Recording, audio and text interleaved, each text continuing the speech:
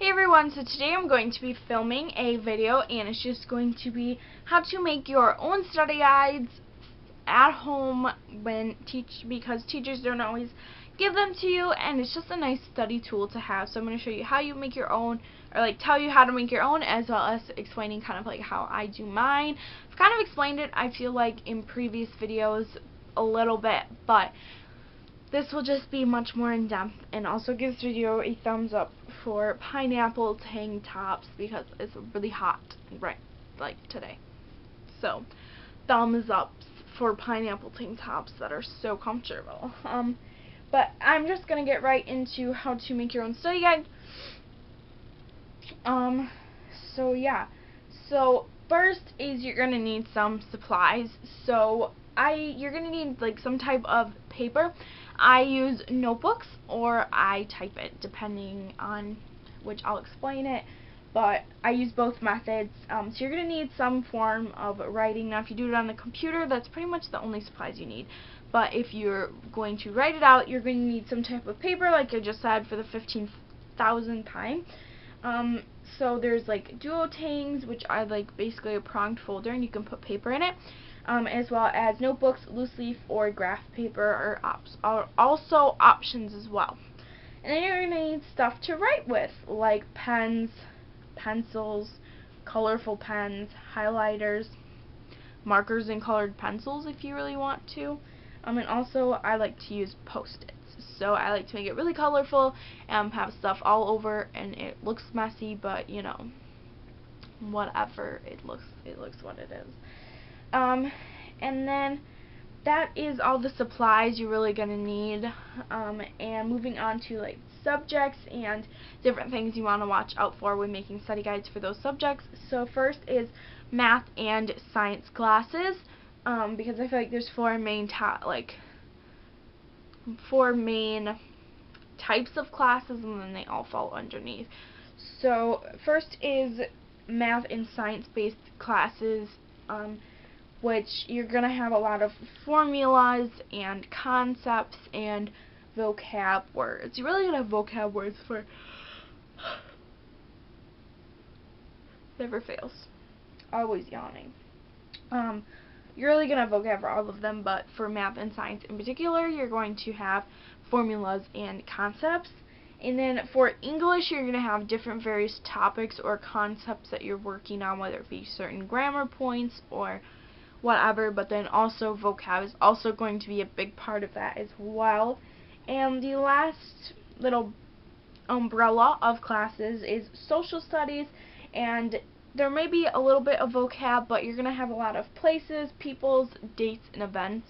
So you're going to be like your history classes, your geography classes, things like that. You're going to have events and dates and things like that to keep track of. And I also have some tips for when you're making your study guides. You're going to want to, one, bold your titles, because it's going to make it so much easier to find various topics a lot quicker, and it's going to make studying more effective. And number two is write the like chapter, whatever it is, that's kind of going along with like bolding the titles, is so you know what chapter it is quickly and easily, and you don't have to try and figure it out. If you just write the chapter number, you already know. And next, for number three, use like the key points in the book to know like what the important topics are, to know what to write down, so you're not writing down extra fluff and you're just getting down what you need to know. And next is explain words and definitions if you don't understand them, especially like math and science terms, especially like science terms, depending on the class.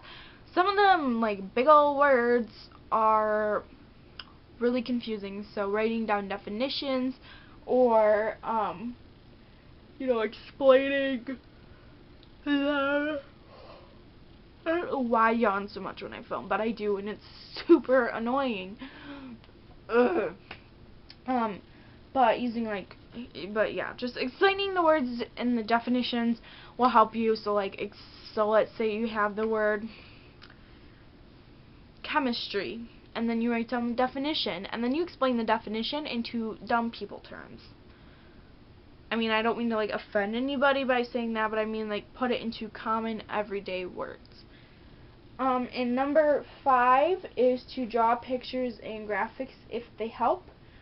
Because for some people it may help. So if it helps, definitely get them down into your study guide, and then you don't have to have the book, and you can just have that study guide with you. And then next is highlight with a key. So like having different colors stand for different things, and then highlighting things based on that key. And then next, I am seriously yawning so much, and I'm not even that tired. Make like, this is also going to go along with like highlighting with a key, is to make vocab, examples, etc. in different colors. So like highlighting them or however you'd want to do that. And also marking if you have like questions, if it's going, you know for sure it's going to be on the test, etc. Things like that as well. Marking those things as well, and adding extra notes if you need to. I generally do this with Postits, especially if you have to go back in later and do it. It helps a lot. And also making a table of contents helps so much so you can figure out and get to things faster.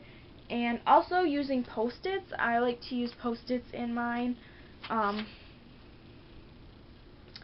It really just depends on like you and what you want to do.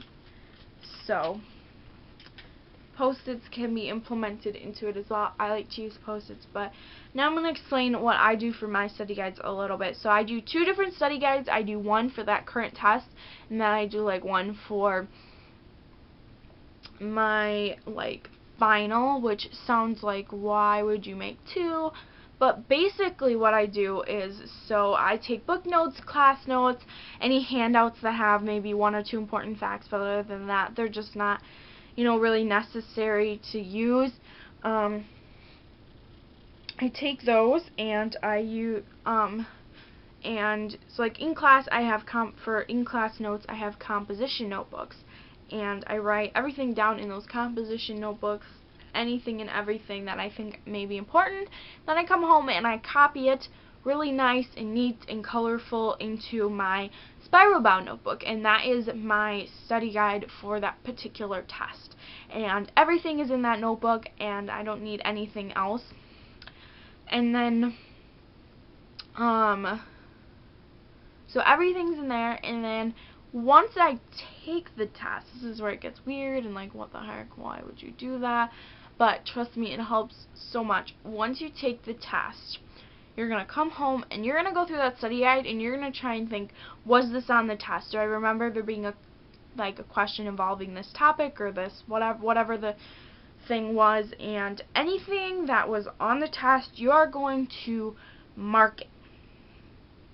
And so you know everything that you were tested on, and then then I go through and I type those.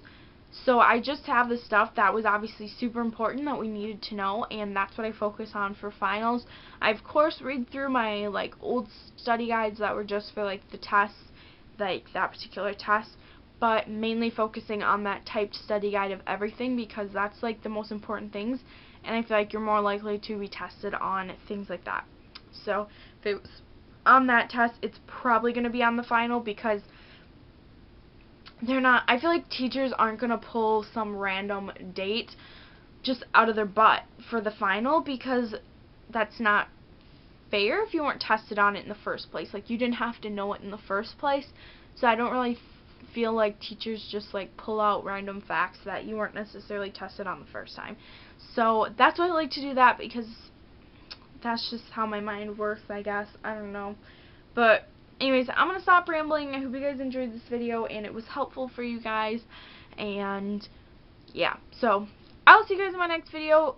Give this video a thumbs up for pineapple tank tops because it's hot. And comment down below if you have any questions, requests, or concerns. And subscribe because it would make my day. And I will see you guys in my next video. Bye, guys.